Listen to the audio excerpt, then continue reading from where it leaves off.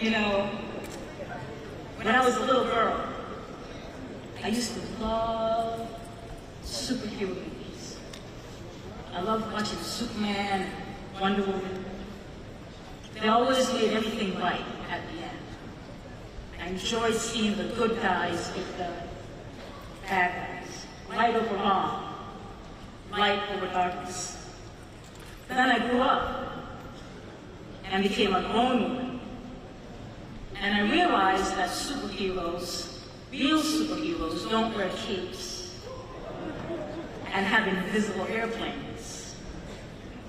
Heroes are the people like NAACP who fought for our rights and access to schools, access to better housing, and access to jobs.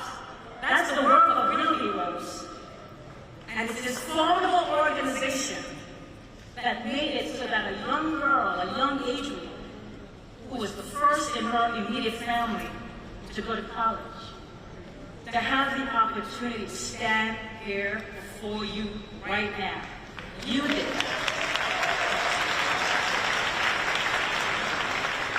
So I want to thank you for helping my family and, quite frankly, generations of black families across the country who are better off because of your work.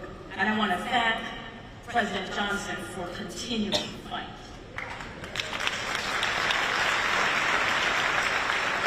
But look, here's what I know. I know you can't do this hero's work alone. I know that doing the right thing is a team sport. And I'm proud to be a member of a team, the Biden-Harris administration, that understands right from wrong and what needs to get done. And at HUD, we are doing our part. In just the past couple years, we've helped 250,000 black families buy a home. We've helped thousands of black families keep their homes when times got hard. We've provided down payment assistance to help folks who may not have family and friends to rely on. In fact, right here in this state, HUD's housing counseling team is serving as founding members for a new initiative with the goal of helping 25,000 black families buy their home. And let's hear it for that. And we're seeing progress. The homeownership gap between white folk and black folk during this administration has been reduced by 13%. We know there's work to do, but we're on the right path. We've provided more support for renters to pay their rent. We've sent $50 billion to communities, and we provided more rental vouchers for low-income folks who just need a fair shot. We've given local leaders historic levels of funding to help our homeless brothers and sisters find shelter.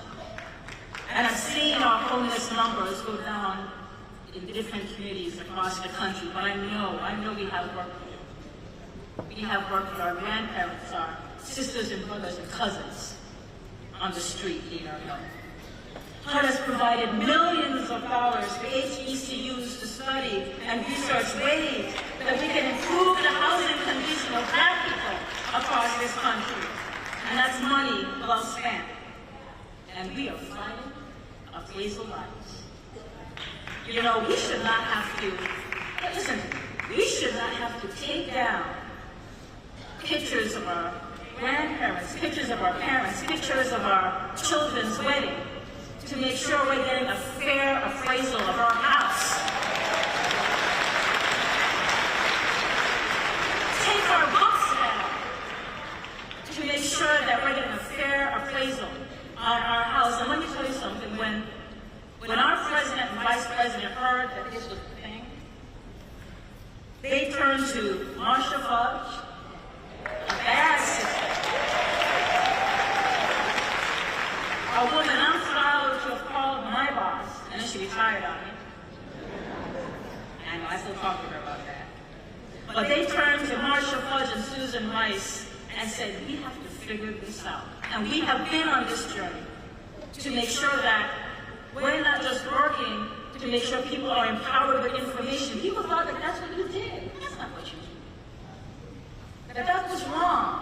We gave them an avenue to figure out where they should go, but even more than that, we just settled the case with a group called the Appraisal Foundation to force them to diversify. This is an industry that is less than 1% of black and brown folk. And we said, you need to look like America. And that's a good idea.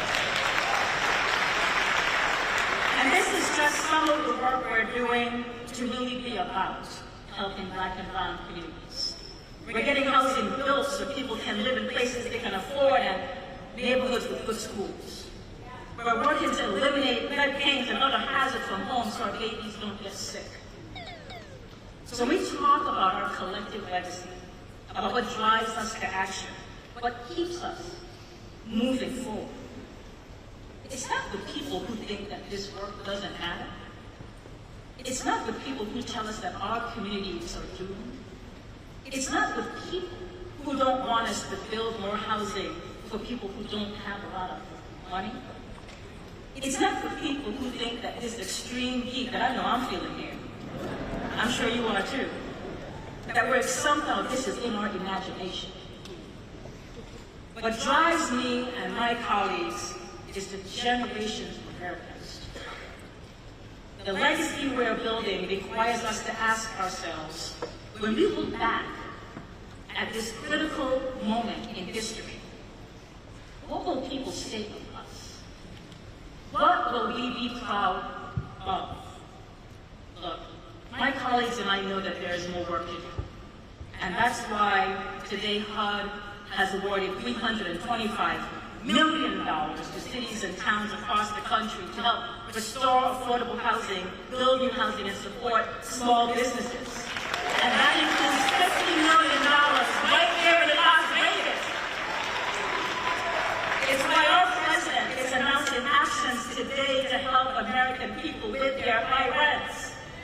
And why we're investing to build more affordable housing for us to rent and for us to survive. Folks, HUD remains committed to our communities. We remain committed to fairness. We remain committed to justice. And we are committed to people who just need a little bit of help to get by, just looking for a fair shot. We are making sure this country lives up to not just its ideals, but to building a legacy that has a home for everybody. Because we have come too far to turn back now. We need you to be all in, and I promise you, we are all in with you. Thank you, NAACP. Keep being the heroes that we are, and let's keep fighting together. Thank you.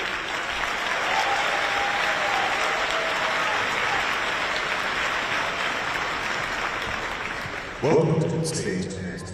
Please welcome Assistant Attorney General of the Civil Rights Division of the Department of Justice. Here's Kristen Clark.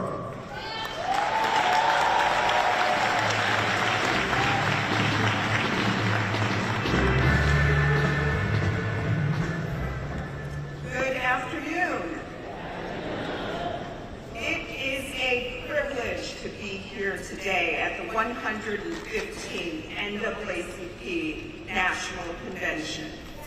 This convention's theme, All In, reminds us of the members of our movement who risked their lives and their freedom to advance the cause of justice. Thurgood Marshall narrowly escaped lynching. Dr. King assassinated. John Lewis beaten within an inch of his life. Medgar Evers murdered. Countless others killed, beaten, and imprisoned. While I hope that none of us are ever asked to bear such risk, we should remember the sacrifices of those who came before us as we measure what all in means in today's fight for justice and what we must do to honor their legacy. And I want to turn to some of the work that we are doing right now to honor that legacy at the U.S. Department of Justice. The Civil Rights Act of 1964, the Voting Rights Act of 1966, 65, the Fair Housing Act, the Matthew Shepard and Jamesburg Hate Crimes Prevention Act, and other federal laws give us an array of tools to fight discrimination and to safeguard our constitutional rights. And we use these tools every day to confront the injustices and inequities that flow from discrimination wherever we find them. One area of our work that remains a critical priority for the Justice Department is ensuring that law enforcement officials carry out their jobs lawfully and without bias.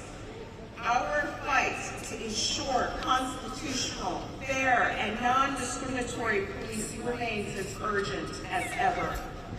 We have prosecuted officers who abused their power, including those tied to the tragic deaths of George Floyd in Minneapolis, Tyree Nichols in Memphis, and Breonna Taylor in Louisville.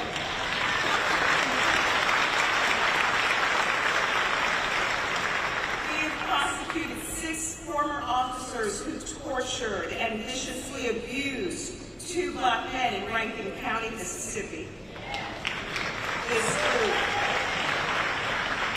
This group called themselves the Goon Squad, and they carried out one of the most heinous acts of brutality that we have seen in this century. The lead defendant was sentenced to 40 years in prison. We have investigated law enforcement agencies engaged in a pattern or practice of conduct that violates the Constitution, including in Minneapolis, Louisville, Memphis, New York City, Louisiana, and Lexington, Mississippi. Just last month, we announced our findings that the city of Phoenix and its police department have engaged in a pattern or practice of unlawful conduct, including discrimination against Black, Hispanic, and Native American people when enforcing the law, and using excessive force, including deadly force. Wherever we find violations, we invite leaders, community members, and other stakeholders like the NAACP to work with us to chart a path to reform. Another core mission of the Justice Department is protecting the right to vote. Sadly, we can't ignore voter suppression laws that are spreading like poison ivy across the country. Discriminatory and burdensome restrictions on access to the ballot are undermining the rights of Black voters and voters of color. But that's not stopping us. We have filed suits across the country, including over 30 statements of interest in cases, because we believe that every eligible American should be able to exercise their voice in our democracy.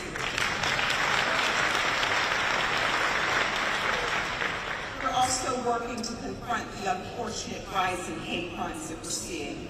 We have charged more than 120 defendants with hate crimes in over 110 cases since January of 2021.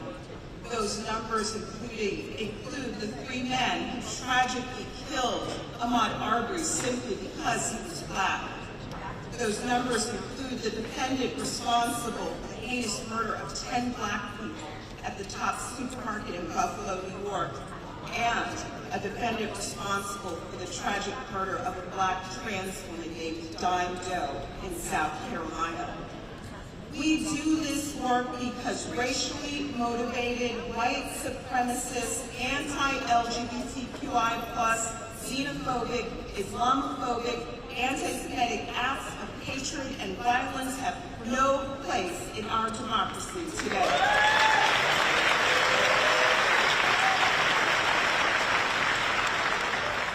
We're also ramping up the fight for environmental justice. We know that climate change disproportionately affects communities of color.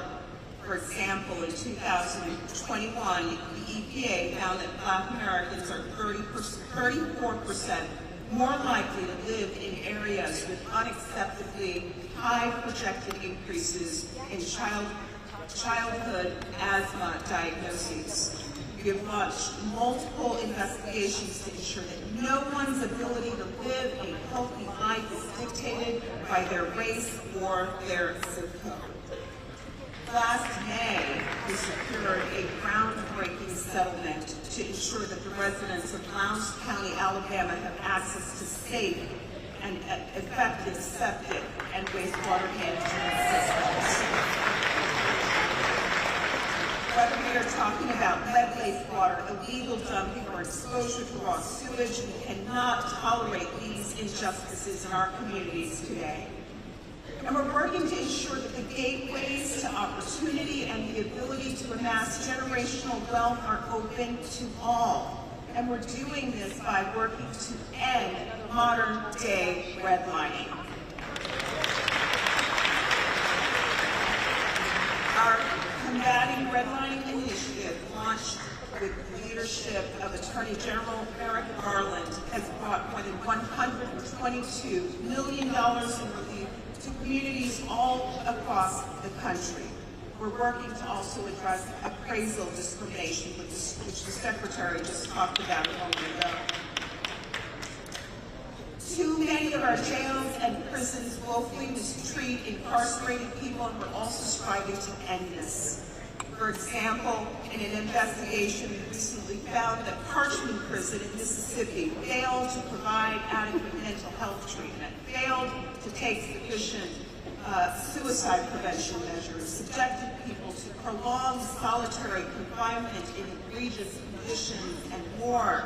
We do this work because people do not surrender their rights at the jailhouse door.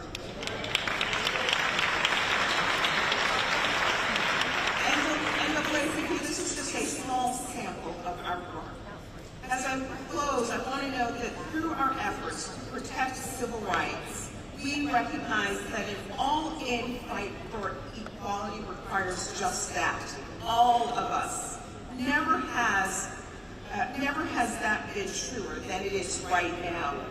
As one of the great founders of the NAACP once noted, W.E.B. Du Bois, now is the accepted time, not tomorrow, not some more convenient season. It is today that our best work can be done, and not some future day or future year.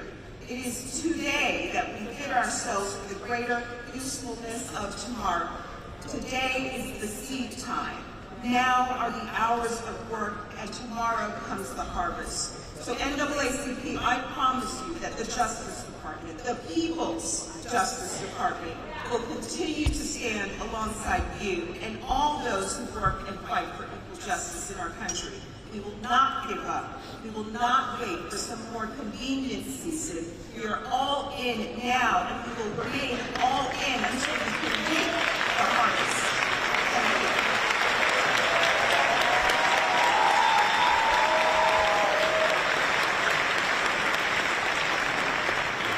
Next is the Senior Advisor to the President of the United States.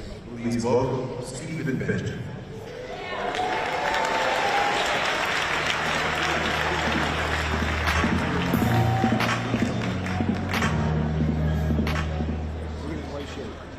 That's some pretty cool walkout music, Congressman. I'm not sure what that was. I'm gonna be very brief. I served as senior advisor to the president. I run public engagement at the White House. My first real time was as president of the Youth and College Division of the South Carolina NAACP.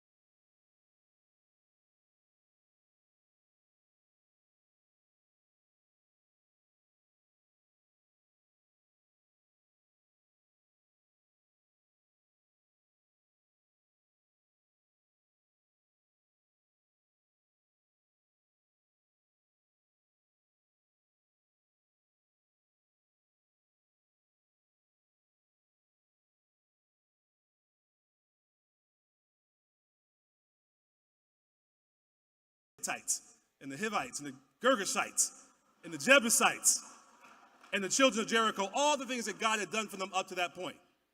And he said, I've given you a land for which you did not toil. Alongside you and all those who work and fight for equal justice in our country. We will not give up. We will not wait for some more convenient season. We are all in now, and we will remain all in until we can reap the harvest. Thank you.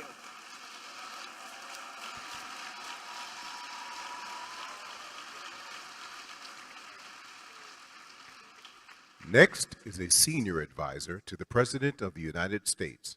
Please welcome Stephen Benjamin.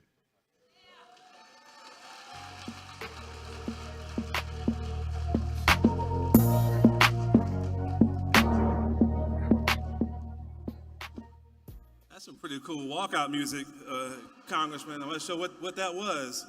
I'm going to be very brief. I serve as senior advisor to the president. I run public engagement at the White House. My first real title was as president of the Youth and College Division of the South Carolina NAACP.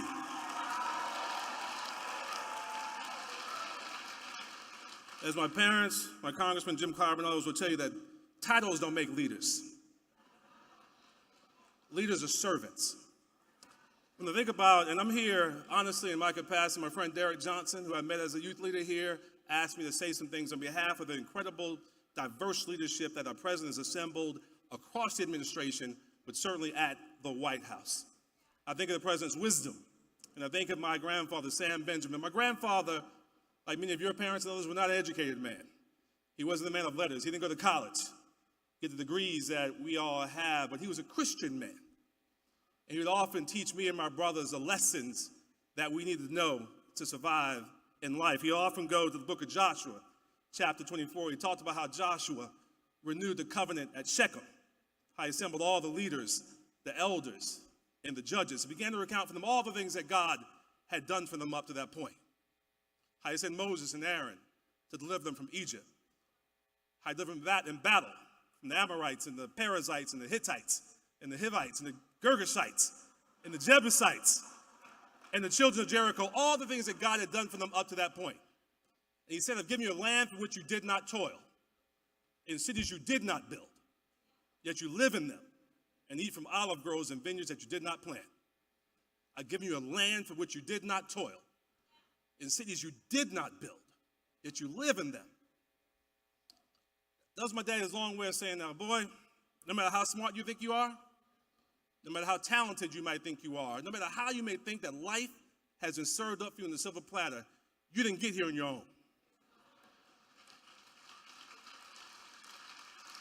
You didn't get here on your own. There's a price that you must pay for the opportunities you've been given in life. He made sure I knew about the people who marched for me and didn't know me. The people who cried for me, had no idea I'd ever exist. The people who kicked down the doors of the University of South Carolina in 1963 had no idea that Maggie and Sam's nappy-headed little boy would want to go there someday. People that died for me and didn't even know my name. So I'm here on behalf of all of us at the White House to say thank you, NAACP.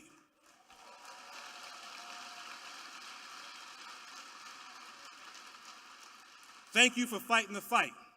Thank you for never stopping fighting the fight on behalf of all of us, paying our debt to the generations behind us and paying our debt forward to the generations yet unborn.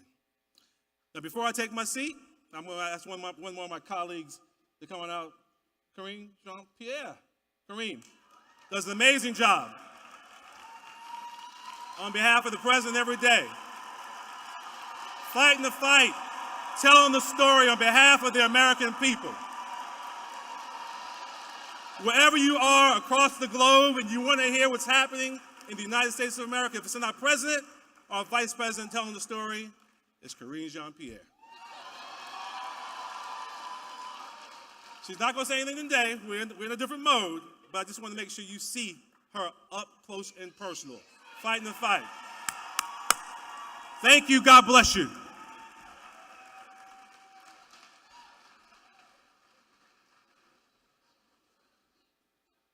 It's one thing to thrive, but it's another thing to do it for us. What does it mean to be Black and thriving? It means basking in our culture, our unique influence, our rhythm of joy. It means celebrating our community, our alma maters, our villages of pride and excellence. It means taking center stage, painting the town black, setting the standard on what it takes to be bold, talented, and revered. It means putting Black America first. No need for beginner's luck. We've been doing this. For culture, for community. We stand in the gap. We stand firm in our contributions, past and present. We advocate. We represent. We recognize. And when we vote, and vote, and vote again to make democracy work for Black America. And we make that happen because of you, because of us, because of them. We make good happen for culture, for community.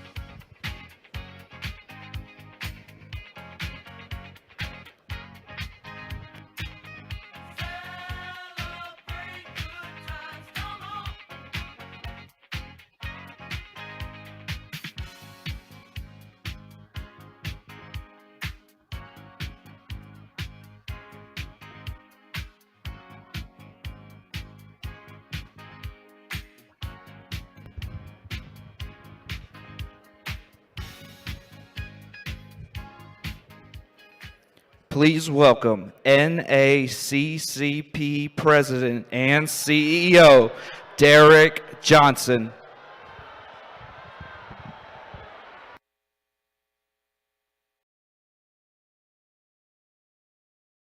They not like us. They not like us. They not like us. Good afternoon.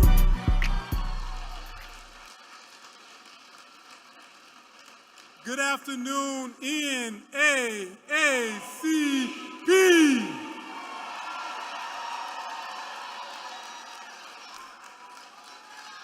It is a great day to share space with faces we know and those who we hope to know better.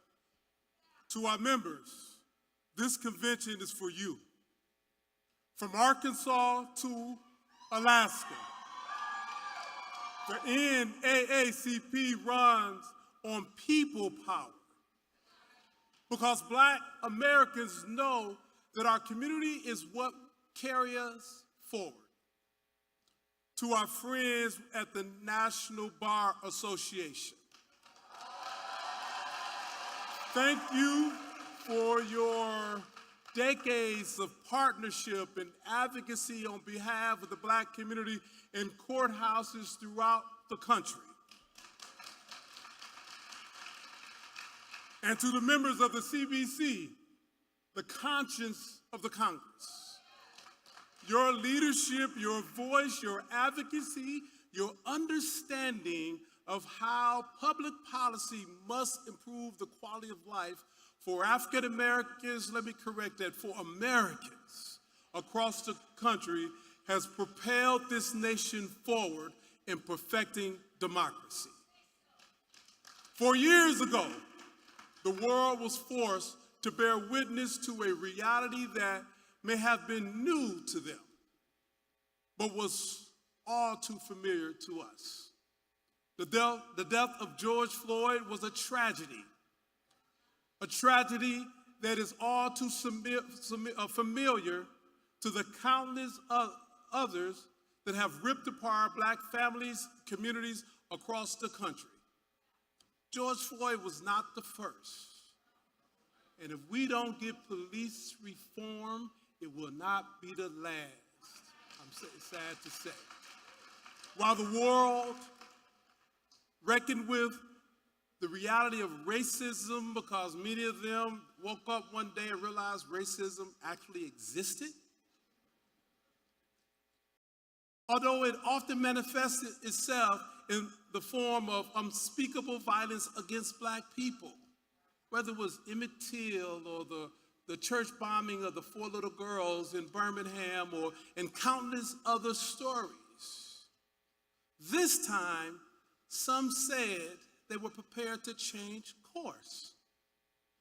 Some made empty promises, but the NAACP and legal advocates like Ben Crump, we took action. In 2020, our community worked together to empower one another, reminding each other that we have the ability to determine our destiny. The Black vote made a difference in 2020. And determined our destiny, we did, casting deciding ballots in the national, local, and state elections 4 years later. And there is much that has been accomplished by and for our community. But the history of this nation has taught us that not everyone shares the same investment in a progressive vision. For some, the notion of progress is seen as a threat to the imbalance of power that has allowed them to prosper while others are left in peril. The rejection of collective advancement and achievement has created division, pitting community against community, breeding extremist ideologies that leaves no room for compromise or conversation. After the abolishment of slavery, it was Jim Crow. After the Civil Rights Act, it was the war on drugs.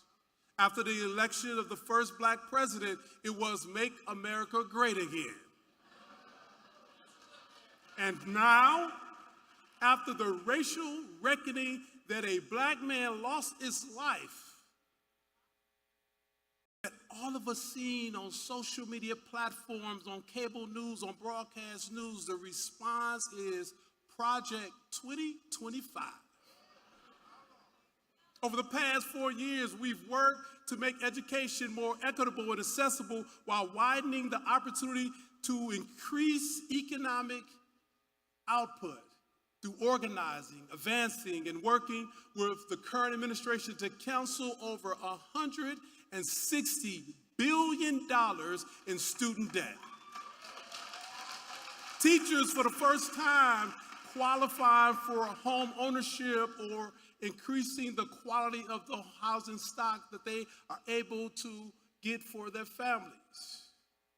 However, Project 2025 not only seeks to revert that progress, but to dismantle the Department of Education that provides a pathway to opportunity for all Americans. But the planned assault on education does not stop there. Project 2025 seeks to return back the rights to states. For those of us who live in the South, we know when the dog whistle of state rights, what it truly means. And they're seeking through this states' rights approach to gut Title I, which would lead to the divestment of our public schools, hitting our community hardest. What would this nation be without a public education system for all children, providing quality education? And to those who have yet to see book bans in their states, Project 2025 plans to enact those bans nationwide. This is not a fictional concept. This is a 900-page manifesto that seeks to undermine progress, promote violence, inflict harm on our community. But they must know that in NAACP, we will be here for that fight. This election is not about candidate A versus candidate B or political party A or political party B. We are nonpartisan, but we are political as hell. And we know that this is a fight we must take on. So when people try to give you these false narratives or distract you, let's stay focused not on the people, but the policy priorities they represent, and vote for those who align themselves with what's in the best interest of our communities. And I can assure you, if you do that, it's in the best interest of America. The Black community has saved democracy many times before, and we're being called on to save democracy once again. They must know that we are all in on making college more affordable for all. They should know that we are all in on fighting for a reality where Black history is recognized because it is American history. I guess they don't know the history of the NAACP after being in this fight for 115 years. We will not turn back. We will continue the fight, and we will win this battle. We are battle tested, and we're not backing down. They need to know that we're all in on making equity a reality for all Americans. But we must recognize that this requires work on our end. While they may not be like us, we have to make them think like us. We have to band together the way they do. We must come together. We don't have a time for us versus us public fight. We only have time for a us for us saving of this democracy. To get the access we need in order to get the equity we deserve. Equal protection of the law isn't a concept, it's a guarantee that we must keep intact in our Constitution. Now, we've experienced that what we feel like to have we have experienced what it feels like to have the door shut in our face, or our voices stifled by divisive noise. We know that change is possible when doors are open, and how our culture shines through those doors when individuals like Steve Benjamin sits in the seat he's sitting, or Michael Regan sits in the seat that he's sitting, or Karine sits in the seat that she's sitting, because we will operate in excellence to ensure that this concept of democracy is protected, it grows, and is inclusive. We're not asking for perfection. We're asking for a for platforms that empower, not imprison. We're asking for leaders who don't shut the door on our face or drown out our rallying cries. And while there is a lot of work to be done, I am proud to welcome a leader who doesn't shut the door in our face, but turns up the volume when speaking. A leader who may not always get it right, but is all in on getting it done. And with that being said, I am honored to welcome the 46th President of the United States of America, Joseph R. Biden.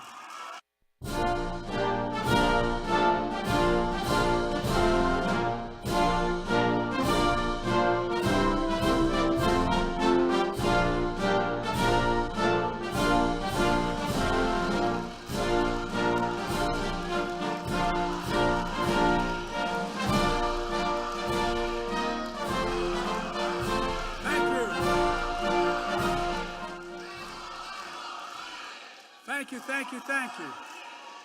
Folks,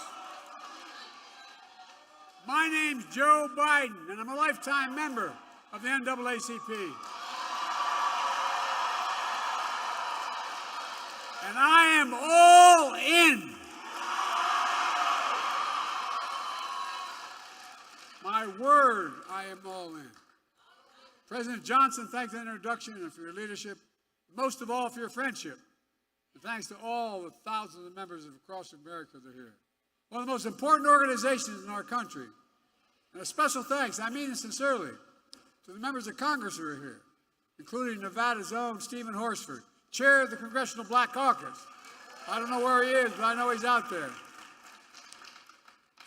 As so many members of the CBC members defending freedom, like Benny Thompson of Mississippi, chair of January 6th Committee.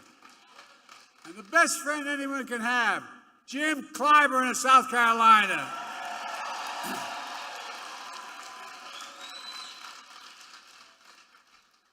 In case you didn't notice, Jim turned it around for me in 2020. Look, in June of 1947, Harry Truman became the first president to speak at this convention. And he was remembered for a lot of things. With the help of the NAACP, he desegregated the military. He laid the groundwork for the civil rights agenda. And he built upon President Kennedy by that. President Johnson, who signed the Civil Rights Act of '64, 60 years ago. Harry Truman was president, who was often counted out, but he was also known for something else. The story goes, Truman said, if you want a friend in Washington, get a dog. Well, guess what? After the last couple of weeks, I know what he means. But that's why it's so good to have real friends. I'm not being solicitous. I have real friends. So many of you had my back, and I think I've had yours as well. And I will never forget it. Got a couple Delaware folks here still. And one of my best friends, when I was a lifeguard in the projects, he was, his nickname is Mouse. Mousy, there you are, pal. Ended up running longshoreman and loyal as hell. I'm truly honored to be here, to meet at this tense moment in this country, and it is a tense moment. Just a few days after the assassination attempt on Donald Trump, we're grateful he was not seriously injured. We continue to pray for him and his family. It's time for an important conversation in this country. Our politics has gotten too heated. I've said the Oval Office on Sunday night, as I made clear throughout my presidency, we all have a responsibility to lower the temperature and condemn violence in any form. You've got to remember, in America, we're not enemies, we're friends, we're neighbors, we're fellow Americans. Most importantly, must fully and firmly reject not only political violence, but violence of any kind, period, no exceptions. We have to say with one voice that violence is not the answer. That's what we should rally around as a nation. That's the unity I'm talking about. Few organizations know that better than the NAACP. For the race riots in Springfield, Illinois in 1908, the NAACP was formed. That's what started it. You know the pain and the price of violence. You understand if you're going to talk about standing against violence, you must stand against all violence. You must stand against violence perpetrated against presidential candidates in Pennsylvania. You must stand against all violence. The violence perpetrated against George Floyd in Minnesota. Against black veterans like police officers Eugene Goodman on January 6th. And black election workers like Ruby Freeman and Shane Moss in Atlanta. You have to stand against the violence and intimidation of white supremacy that murdered innocent lives in that grocery store in Buffalo, New York when I went up there. Mother Emanuel Church in Charleston, South Carolina was standing against the violence that murdered children in Sandy Hook and Uvalde. Concert goers in Las Vegas. Innocents on the street all across America that never make the news. There's Uvalde every day in the communities across the country. If you're going to be outspoken on one, don't be silent on others.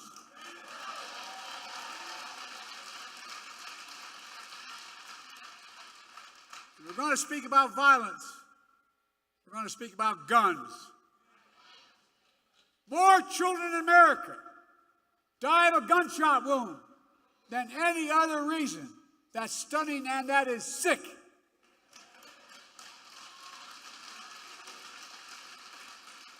And it's sheer cowardness if we do nothing about it. So, if you want to stand against violence in America, then join me in getting these weapons of war off the streets of America.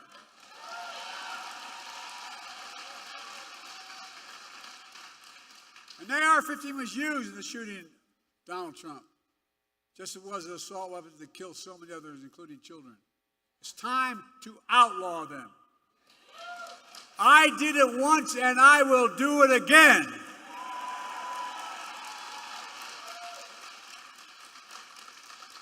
Now, just because we must lower the temperature in our politics as it relates to violence, it doesn't mean we should stop telling the truth. Who you are, what you've done, what you'll do, that's fair game. As Harry Truman said, I've never given anyone hell. I just told the truth and they thought it was hell. That's what I'm going to do. Well, here's the truth about why Donald Trump's presidency was hell for black America. He tried to repeal Obamacare to kick millions, I mean millions of black Americans off their health insurance. He had a $2 trillion tax cut that overwhelmingly benefited the super wealthy, the biggest corporations, and exploded the federal debt larger than any one president has in one term. He left no room for us to do what we should be doing. Invest in things that affect people's lives, like child care, elder care, and so much more that grow the economy and help people. His mismanagement of the pandemic was especially devastating to black communities. Oh, I know, because in other countries, other communities of color. That economic crisis drove up black unemployment, decimated small black businesses, and you peacefully protested George Floyd's murder. Donald Trump called for the National Guard to go after you. What in the hell's the matter with this man? No, I'm serious. Go figure. From a guy who spread the birthism lie against Barack Obama, saying he wasn't born in America and he wasn't a U.S. citizen. Of course, here's what he thinks of black jobs. I love his phrase, black jobs. It tells a lot about the man and about his character. Folks, I know what a black job is. It's the Vice President of the United States.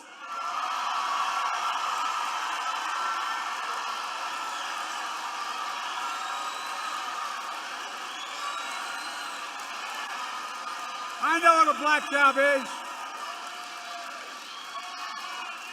The first black president in American history, Barack Obama.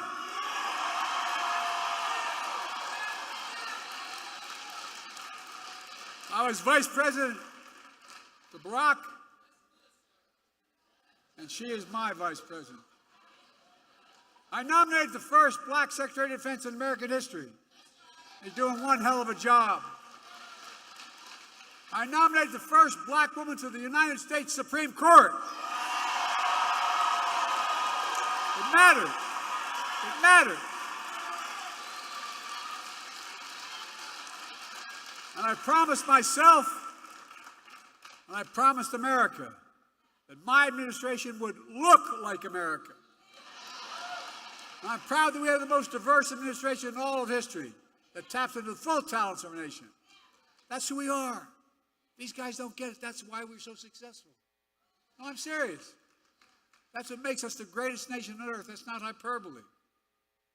Folks, it's because of you that I'm president and Kamala Harris is vice president.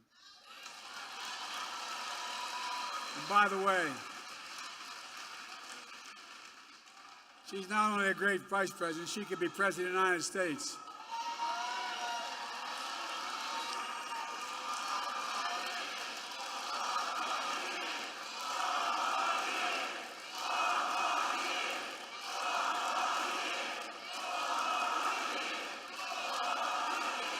Thank you. With the help of the NAACP, the black elected members in the Congress, we've gotten so much done. Seriously. Presidential historian said we've gotten more done of consequence than any president since Franklin Roosevelt. Just think about where the black community was when I came into office.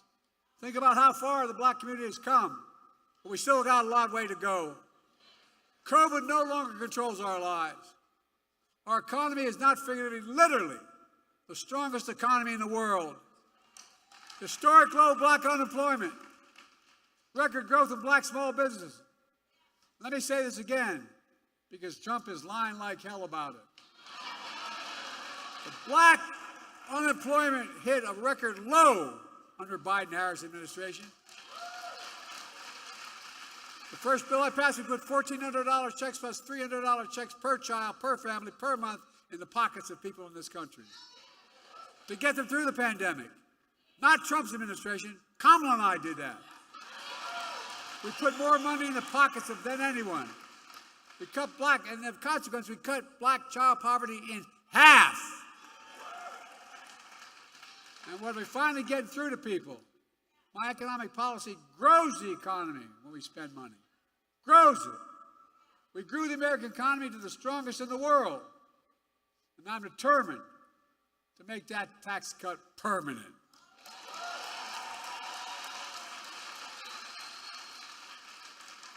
No child should ever go hungry in America. And by the way, all the data shows they can't let them tell us we drive up deficits. They drive up deficits, folks. When you have child care, guess what? Mom or dad can work. And the child can be safe. We're connecting black neighborhoods that were cut off with old highways and disinvestment decades ago. My city of Wilmington, Delaware, I-95 runs up through what used to be the black community, divided it, 6 lanes wide. We're going to make sure that the states want it. We're going to be able to pave over at the top of that and still have the highway. Connecting neighborhoods. We're removing, which is costly, every poisonous lead pipe in a house in America so every child can drink clean water without fear of brain damage. We're delivering high-speed and affordable broadband. No child should have to sit out in the parking lot with their moms in front of a McDonald's so they can get online to do their homework. And because of you, we're not only protecting Obamacare, you allowed me to increase it, making health care more affordable. We're putting it, and by the way, more than it's ever been, millions of African Americans now have health care because of what we've done. We're putting home ownership within reach. How do you generate generational wealth, no matter what community you're from? I know how we did it when everything got stuck in Scranton and we no jobs. Moved to Delaware. Dad worked like healthy, could get down payment to buy a small house. That's how you build equity. As small as a 3-bedroom split-level home with 4 kids and a grandpop living with us. But it was a home, and he was able to build some equity.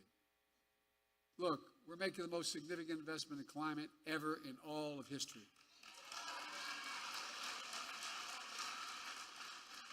Including the most significant action on environmental justice ever. Look, folks, think about this.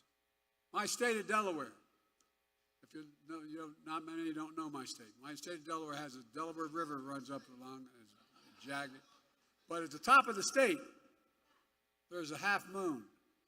And it goes up along more oil refineries on the other side of that half moon in Marcus-looking areas than anywhere in the country, including Houston. And guess what? The wind blows southeast. We had the highest cancer rate for the longest time. But you know who's affected? Fence line communities. You know who the fence line communities are? Black communities. And I promised, as we make this legislation work, we're going to take care of those communities first. First. I mean it. Same way in Louisiana, same way in other places. Look, we've received student debt for more than 4 million borrowers. A significant amount are black borrowers. I don't know how many have called me, say, Mr. President, or God, I've gotten phone numbers, I've called them back. Mr. President, thank you. I couldn't get married. My debt was so large. I couldn't have children. I couldn't think of, no, I'm serious, you know it. I couldn't buy a home. But what you did, you freed me of my debt, and you gave me $10,000 for a down payment in a home.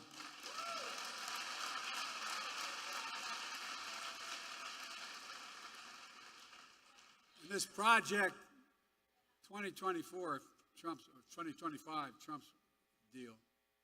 You know, he talks about education. HBCUs are as good as any other university. Guess what the problem is? Oh, I'm serious. Not a joke. And Kamala and I have a constant fight. She says Howard's the best. I said Delaware State's the best. But that's where I got my start. But my point is this. They don't have the endowment. So what are the jobs of the future? The high-tech jobs of the future. You're going to pay a lot of money. They don't have the money for the laboratories.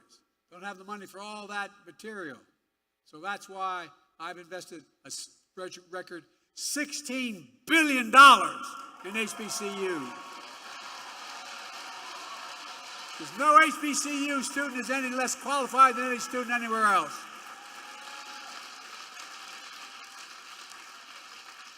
And by the way, we're making sure that no one goes to jail for the mere use or possession of marijuana. Their record should be expunged. It holds them back.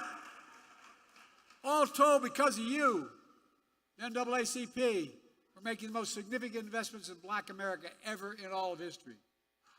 We're seeing the results. The racial wealth gap is the lowest it's been in 20 years. Inflation is down in 3 years and coming down further, and we're going to have, as they say, a soft landing.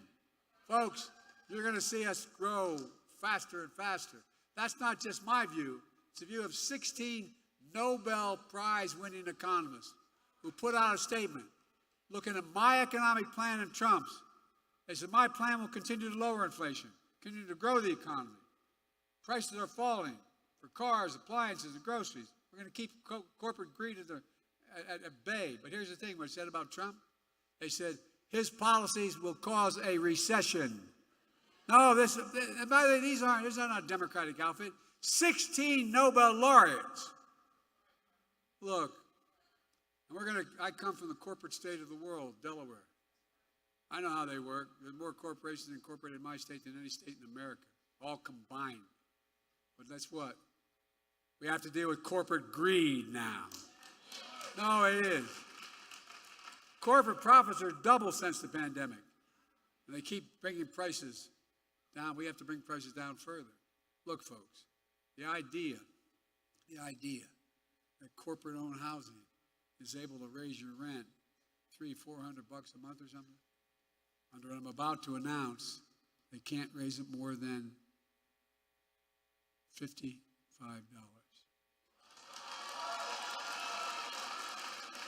That debate is taking place. The bottom line is we're just getting started. Well, no, it's not enough to talk about the past. We need a vision for the future. Here's my plan for the first 100 days of the second term. Kamala and I are calling on Congress to pass the John Lewis Voting Rights Act.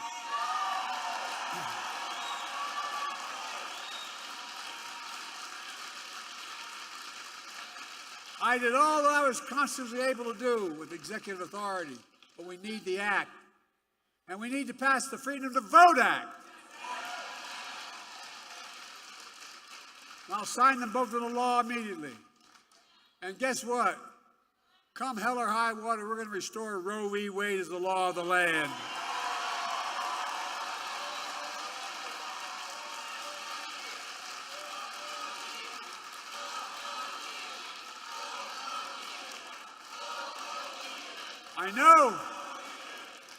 I know you say, Joe, you may not have a Congress.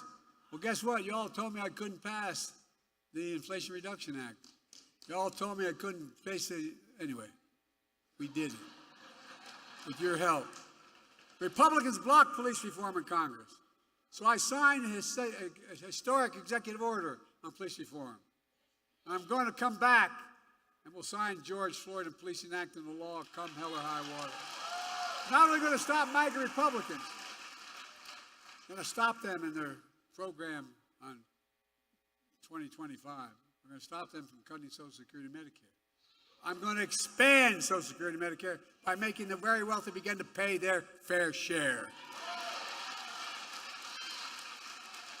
We're going to bring rents down, as I said. We're going to build 2 million affordable homes and cap rent increases of 5% a year so corporate landlords can't gouge. Anyway, I don't want to get going. I'm going to get very upset. But there's gouging Americans.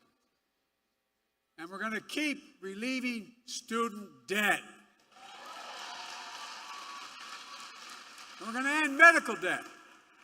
We've already made sure medical debt can no longer be put on a credit report. Well, I'm working with states to wipe out medical debt for pennies on the dollar so it's not hanging over you the rest of your life. We're going to raise the federal minimum wage. Our first term, we capped the cost of insulin for seniors at $35. Total drug costs for seniors, beginning in 2024-5, at $2,000 and some of those cancer drugs are $10,000, $12,000, $14,000 a year. But the second term, we're going to do that for not just seniors, for everyone in America. And by the way, not only saves lives, it will save taxpayers, just what I did on the first round on dealing with Medicare. It saves the taxpayer $160 billion because they don't have to pay these exorbitant prices to these, anyway. This year, Medicare is negotiating lower prices for some of the costliest drugs on the market. That treats everything from heart disease to arthritis. In the next term, we want to go further, give Medicare the power to negotiate lower prices for 50 drugs a year, not 10. That not only saves lives, it's estimated to save the taxpayer another $200 billion a year. This is saving taxpayers money. And by the way, if you notice, all the stuff they said, big spend in Biden, we have lowered the deficit, not raised it. We've increased economic growth. Folks, here's what else I'm determined to do. I'm determined to end Trump's tax cuts for the very wealthy and big corporations and make the tax code fair and ease the burden on working people. I kept my commitment that no one making less than $400,000, which I never saw in my life till I got elected president, will pay a penny more in federal taxes. But here's the deal. We have in America, since the pandemic, 1,000 billionaires. 1,000. You know how much in federal tax they pay? 8.2%. That's their federal tax, 8.2%. We're going to make billionaires pay a minimum of 25%, which is low. No billionaire should pay a lower tax rate than a teacher, a firefighter, a nurse, a janitor. That's simply ridiculous. And when we do that, that alone will generate $500 billion in revenue over the next 10 years, allowing us to lower costs for families and save the government money.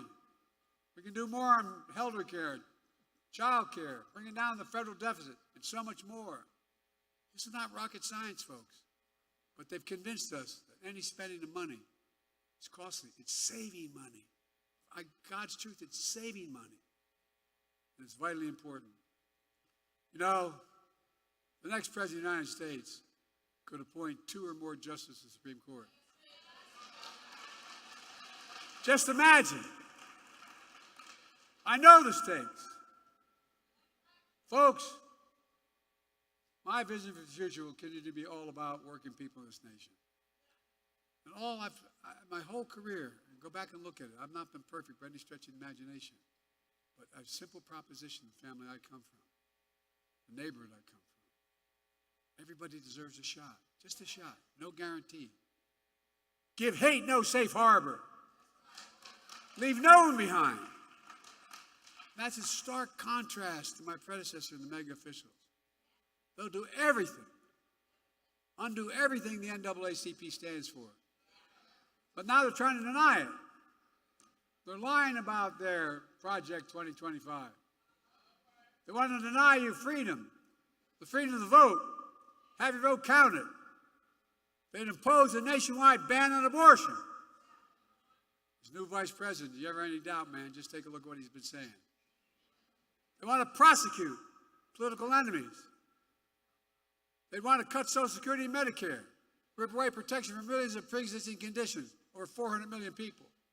Stop Medicare from negotiating lower prescription drug prices, risking people's lives, costing the government more money. They'd eliminate the Department of Education. No, you ought to read it, saying it's a state issue. Give me a break, a state. We know how well we do with the states. They would cut school lunches, eliminate the Head Start program for lower-income children. They allow employees to stop paying overtime, employers to stop paying, catch this one, to stop paying overtime to hourly workers. They're such good people. But give the very wealthy and big corporations a new tax cut.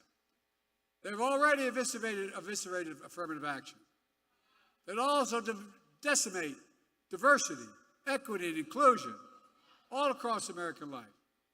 They're already trying to do it by banning books. They're trying to erase black history. Black history is American history.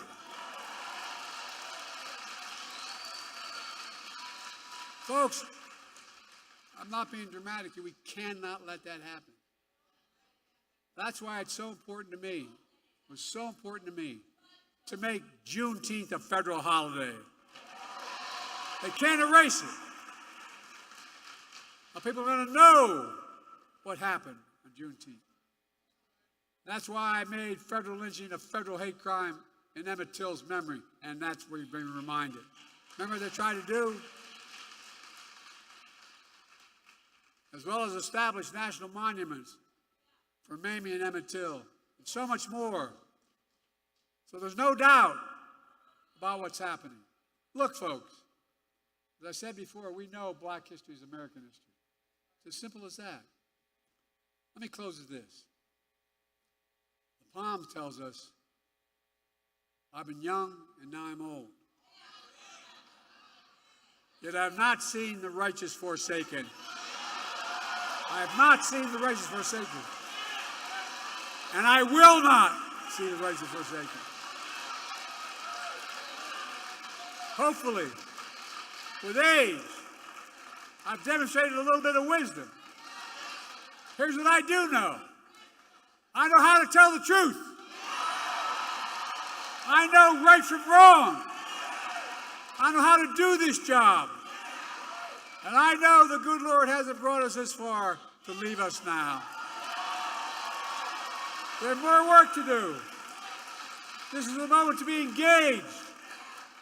The work you're doing to recruit hundreds of thousands of volunteers, move millions of people to make their voices heard, may well determine America's future for decades to come.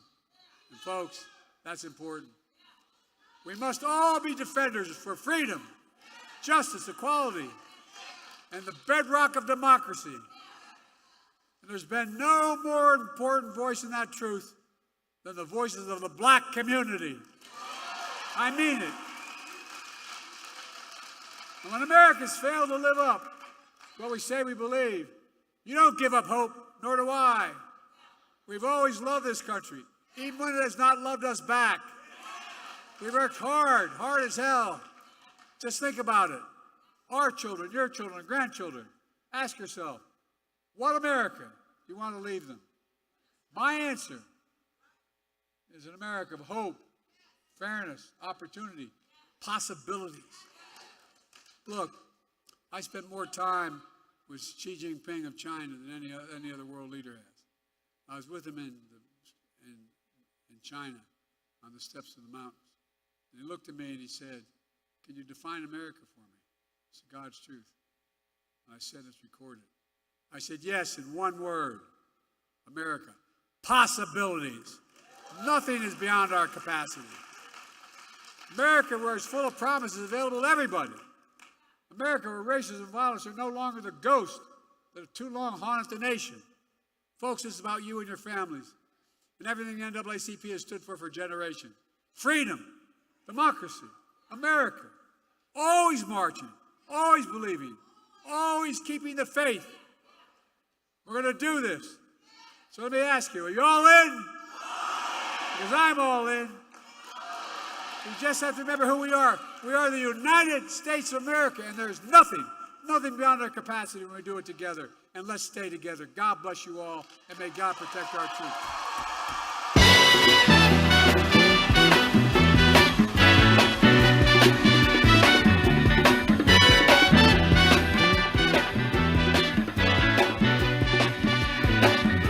Hush not, child, and don't cry. Your folks might understand you by and by.